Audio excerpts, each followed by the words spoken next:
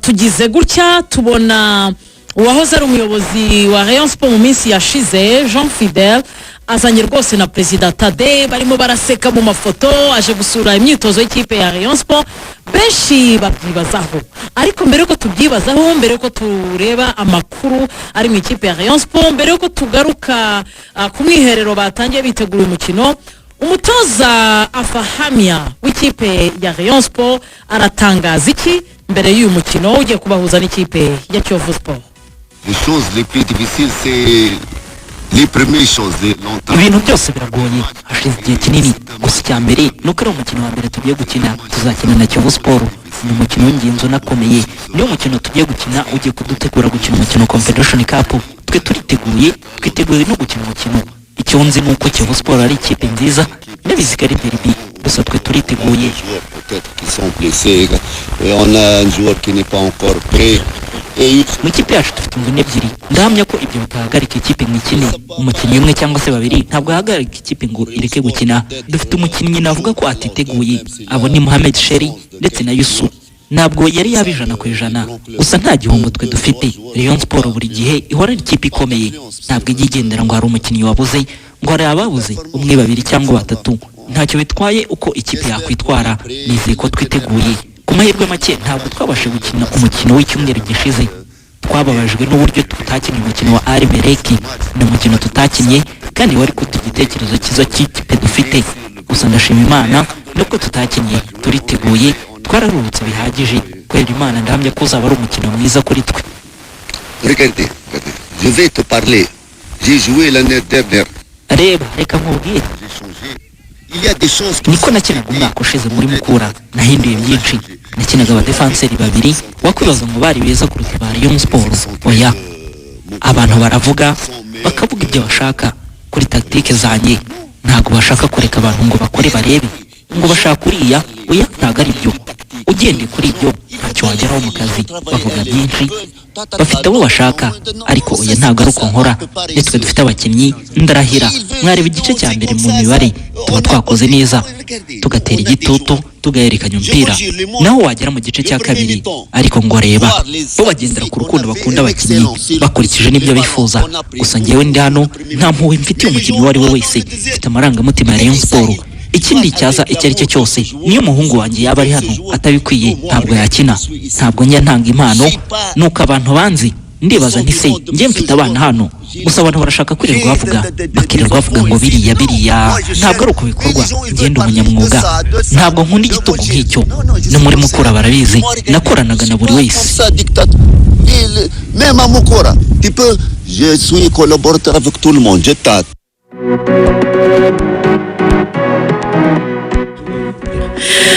Umutoza Fahamia ko yari yarakaye cyane muri iyi interview itegura uyu mukino umuntu ashobora kuba collaborateur akaba na dictateur ntiyayitanze mbona amaze kuzamuka aganira n'abayobozi cyane cyane aho batindanaga ko ari Werezo Jean Fidel amara kuvuga inshallah nari hamdulillah agahita avugana umujinya mwinshi ugatinge abamaze kwiragiza Nyagasana akavuga ati ngiye mu biganza byawe mu gihe tugiye kuganira kuri uyu mukino turi kumwe na kaminuza y'aba Protestant. Yes kabisa turi kumwe na kaminuza y'aba Protestant mu Rwanda iyi kaminuza y'aba Protestant mu Rwanda rero ni kaminuza nziza cyane dore ko ubu ngubu yafunguye imiryango ku bashaka kwiga muri uyu mwaka ndetse namenyesha abantu bose bifuza gutangira cyangwa se gusubukura amasomo ya kaminuza mu mwaka w'amashuri 2025-2026 ko kwiyandikisha bikomeje kandi bikorwa buri munsi amasomo aratangira muri uku kwezi kwa 9 kwiyandikisha bikorwa buri munsi ku mashami yacu akurikira hari ishami rya Huye riherereye mu karere ka Huye kwitaba mu ntara y'Amajyepfo hakaba n'ishami riherereye hari Karongi mu karere ka Karongi mu murenge wa Rubengera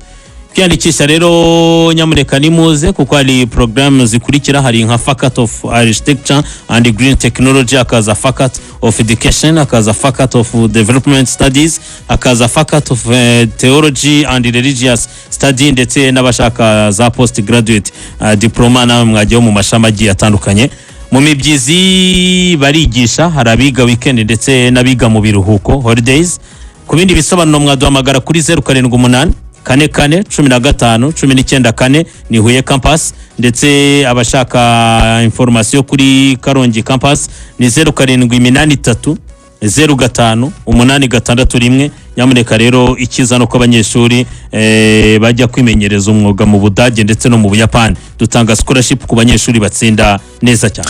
Ku munsi w'ejo Ibert wamaze kumenya abantu bararanye miliyoni zibinjiza muri weekend hamwe na Tenga promo. baracyabahamagara ubanza nimero zabo zari zitariho, ariko bari kubahamagara, bamaze kuboneka, romva barahari.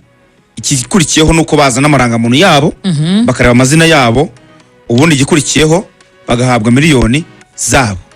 Ni babiri baraye batsindiye miliyoni muri Tenga promo hamwe na Ikubire Lotto.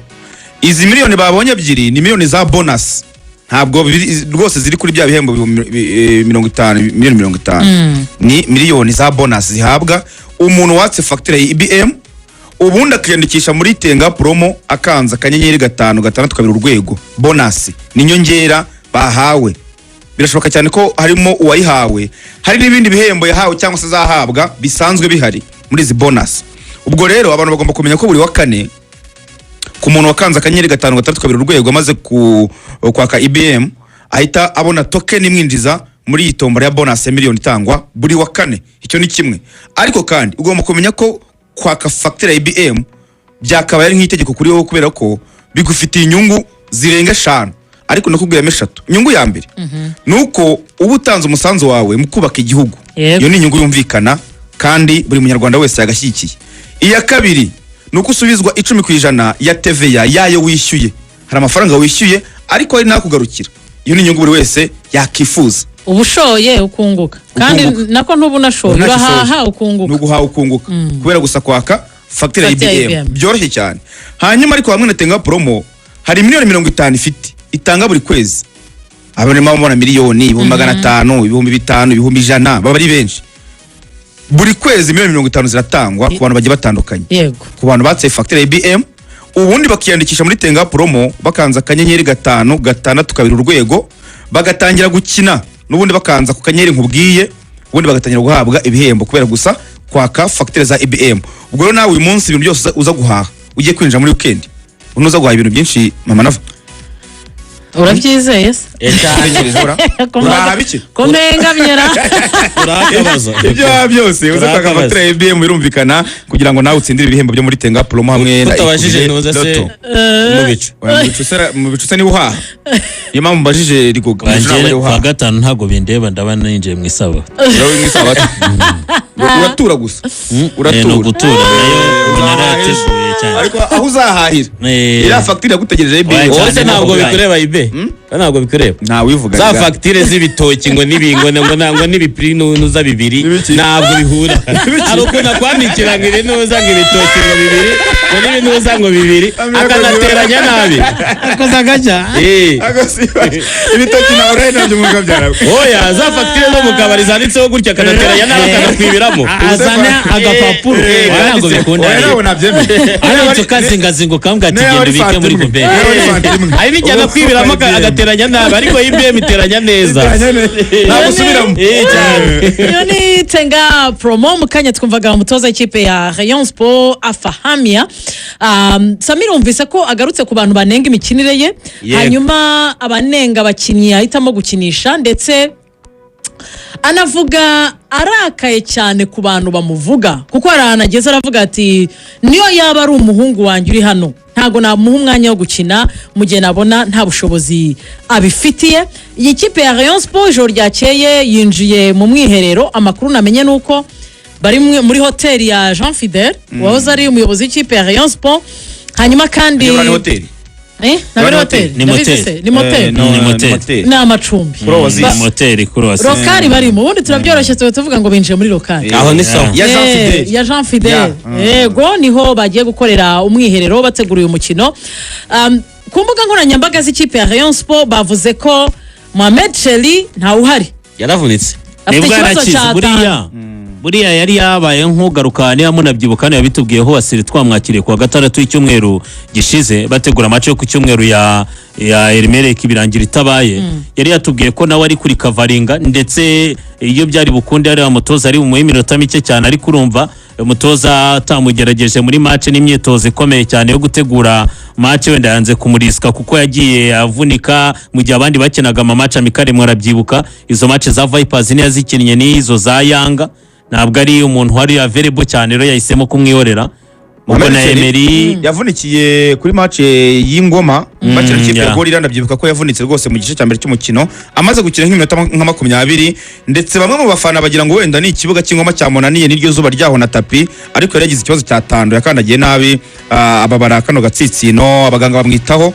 ariko bavuga ko atarabasha gukira ku buryo yakina uvuga ngo yagenda akaba yanatera umupira bisanzwe ariko bavuga ngo yirukanka akora pressing akore na diweri biragoye cyane bavuga ko byibura ashaka kuboneka nko ku mukino w'umunsi wa kabiri kuko no kwisingita no biragoye wenda nko kuri journée ya kabiri we azaba hari ubwo akina na polisi undi udahari ni myugariro Emery Bayisenge nawe ugomba kuzagaruka mu myitozo ku munsi wo kuwa mbere w'icyumweru gitaha ndetse aho ndagira ngo nze mbabwire kuko bo impamvu mbabwiye ngo amakuru ari ku mbuga nkoranyambaga zabo ndaje mpabageze ndetse na Forunganye n'ubundi barabizi ko akiri hanze hafi igihe kigera ku kwezi mwumvise ko muri interview umutoza avuze ko ataza kuriska no gukinisha Yusu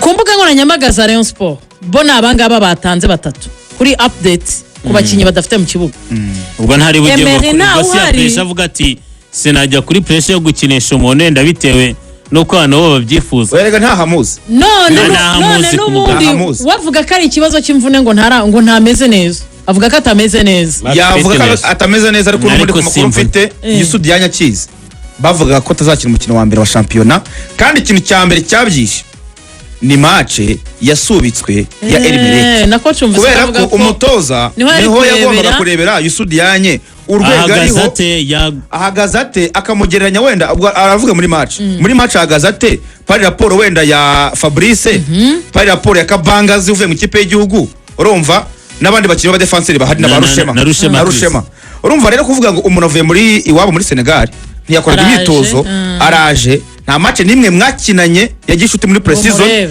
ugahita umushyiramo kuri match yanza umushyizemo defense yose yarahindutse uyu munsi nta Aimable uhari bakinanaga nibyo ndaka Kabanga bafite uko baziranye ariko Rushema Chris ndetse na Fabrice nawe ntago bakinanye muri Axe Fabrice urabyibuka ko umwaka usize ari umukinnyi ukoreshwa kuri gatatu ntabwo ya communication abaxial ayifite hagati ye na mwene data Yusu Dianya icyo kindi uvuze baratubwiraga ngo yabo barakora ariko se kipe ukoreramo imyitozo wayisabye iyo bigeze muri ya myitozo iremereye umutozo urumva yakwitabaza muri ekipe utazakinira ubundi ubukorera hanze mwarinye defense ikipe ya Rayon Sport ahantu hasigara akabazo batatu dore uko byagenda batatu byaba ari gufata Kabange na Rushema Chris na Fabrice n'ubundi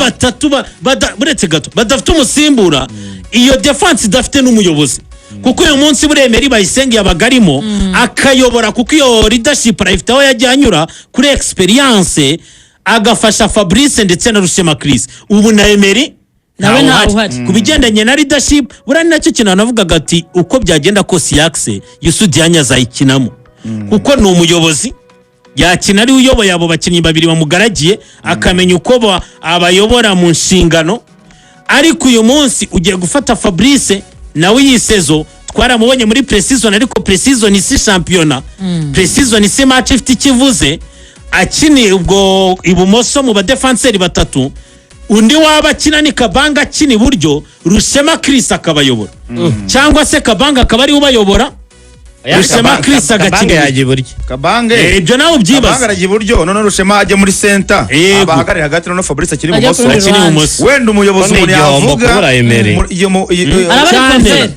umuyobozi arabari Pavel ni Pavel inzira rwose uzaba abaringarika babwira ati ariko none ikindi kintu umutoza nakinisha Pavel ntakinisha Yusu Dianya araba yivuguruje kubera ko Pavel nawe nta match yamubonyemo ya gishuti ntayo rwose harya ubundi bw'imyitozo yigeze aza mbere y'aba Imyitozo. bakinnyi cyane uretse ko burya coach atanemera Pavel ntabwo amwemera wemera ariko nanjye natinyamo kuri match y'ubushize Pavel yari yaraje yarakoze n'imyitozo akinisha umuzamu Idrissa Kuyate ahubwo se Pavel ari kuri bench nta wari uhari nta n'uwari yakoze Ize niwe wari imyitozo uhari. twamubonye mu myitozo mu Nyamirambo tumubura kuri ntuze kuri Fedo dore match icyabaye 18 Ive niwe yari. wari umuzamu kuko yashatse no kwishyushya kuri ya match ya Vipers ariko birangira nawe atamushyizemo ni izamu ni Kuyate Oya, Kuyate ararikina. kuko rwose ariko uburyo iyi nabonye kipe man. atishimiye kugaragaza Iyi Benshi kipe manga. y'icyuho muri defense n'izamu ariko bagaruye Abedi hagati mu kibuga arabahari bamagruare barahari erega n'ubundi nta kibazo kiri wambutse Eh. wambutse uvuye mu izamu no muri ikibazo defense ni muri defense ikibazo ni defense Nubwo yabo bwari- buriya mu zandi hantu hari ikibazo buriya no kuri gatatu ka Rayon cyangwa se iyo kuruwari y'ibumoso buriya nayo iyo urebye kuri uyu musore Prince yajemo ubona atarigeze akumvika ku buryo uyu mwana byanze bikunze niyo mprefera ko bakinisha Fabrice Cindy Paul Cindy. kuki ukunda kuvuga umusore Cindy Prince Paul Uriya uzi ko nta muri ukimuvuga umusore reka naramwibagiwe ntawe ukimuvuga mbese Nepal ubwo ari umureyo abareyo ntibakamuvuge Ariko abwira Nepal bari- azajya amuvuga icyo nshaka none kuvuga si dore icyo ikibazo nshaka kuvuga dore ikibazo si uyu mwana witwa Cindy Paul Jesse agomba Jesus. gukina iminota 90 igihe cyose ari muzima adasimbuwe Dore ikibazo ibyo urakizi. bya musore Uretse yajyamo uretse gato wenda igihe uzana tutemeranya nawe ngiye nkubwira ko mfite ikibazo mwabonye ko match zose yabanjemo Cindy Paul umunota 60 amukuramo warayibonye no kuri match ya Yeah, Vipers match yaheruka. dore ikibazo cy'uyu Kubera mwana imyaka ye. dore ikibazo cy'uyu mwana buriya ni Experience. nacyo kinagomba gukoraho irumva experience buriya umukinnyi wahoze akina ari umukinnyi usatira uyu mwana niyo waramukurikiranaga muri tsinda batsinde na Rayon Sport imuzana Na Rayon y'abato. niba abakinnyi burya ameze ikikubwira ko ari abakinnyi bato bataragira experience ku managinga Ntabwo umwuka yirezeriva. wabo no kwirezeriva urabisanga anabirwaye witwa Damabagayogo iyi minota 60 bayigwaho We byose arashaka gusa nyuma ya kuguha minota byose. 60 uzima veta zana Prince byibuze iyo kintu cyo kwataka ntabwo ugifite n'uburyo udufasha mu buryo busatira ariko mu buryo bwugarira umutoza akamubonamo igisubizo nawe yaje rero icyo gisubizo ntabwo abacyo ubishibe niyo mpamvu nakubwiye ngo rero ariyo mfite impungenge kuri urwo ruhande au contraire burya Serumogo uzamutinye niyo mpamvu ubona Nyina akina nk'abantu agikagase bakuru. aracyakina umupira wa papa amakuru meza abakinnyi bamaze guhembwa ukwezi kwa munani ndi kugira ngo sawa. dusohoke mu ikipe ya Rayon Sport tujya muri Kiyovu Sport